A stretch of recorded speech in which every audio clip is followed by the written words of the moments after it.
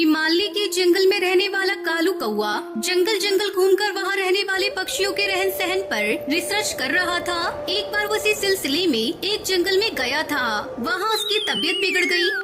अरे बंटी कबूतर, यहाँ आओ। ये देखो, ये पक्षी कैसे बेहोश पड़ा है। इसे लेकर घर चलते हैं। हाँ हाँ टुल्लू भाई, आप सही कह रहे हैं। पहले इसकी जान बचाना बहुत जरूरी है। तब तक आप लोग हमारे इस वीडियो को लाइक और अगर आपने हमारे चैनल को सब्सक्राइब नहीं किया है तो जल्दी से सब्सक्राइब कर लें और कमेंट सेक्शन में जरूर बताएं कि आपको हमारी ये कहानी कैसी लगी। टुन्नू चिड़िया कालू कौवे को लेकर अपने घोंसले में आता है। वहाँ उसकी बेटी टुनटुनी चिड़िया ये सब देखती है और अपने पिताजी से कहती है, अरे बापू, ये क्या हुआ? कौन है ये?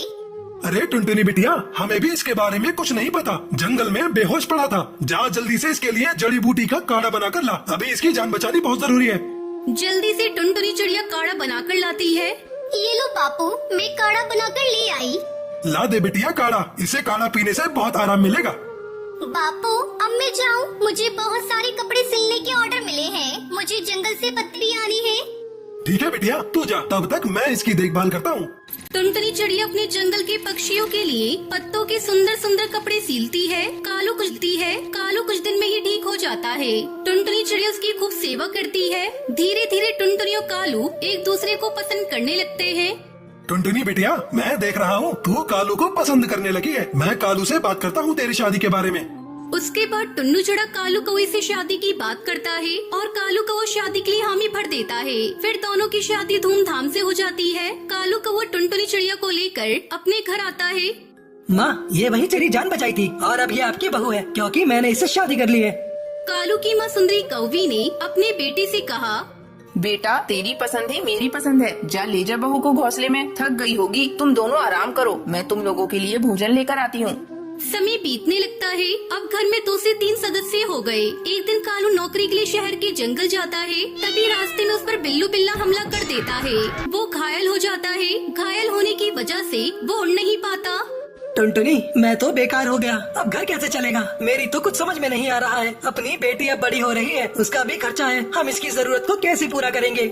आप फिक्र मत करिए जी, ऊपर वाले जरूर कोई रास्ता दिखाएगा।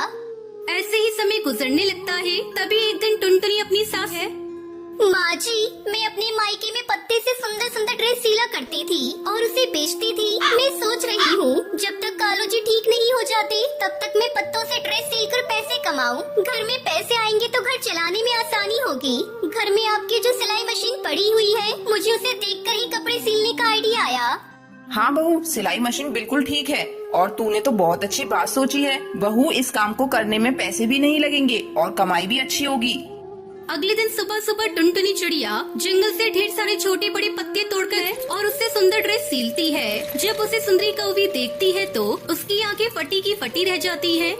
अरे बहू, ये तुमने बहुत ही सुंदर सुंदर ड्रेस बनाए हैं। जंगल के पक्षियों को बहुत पसंद आएंगे।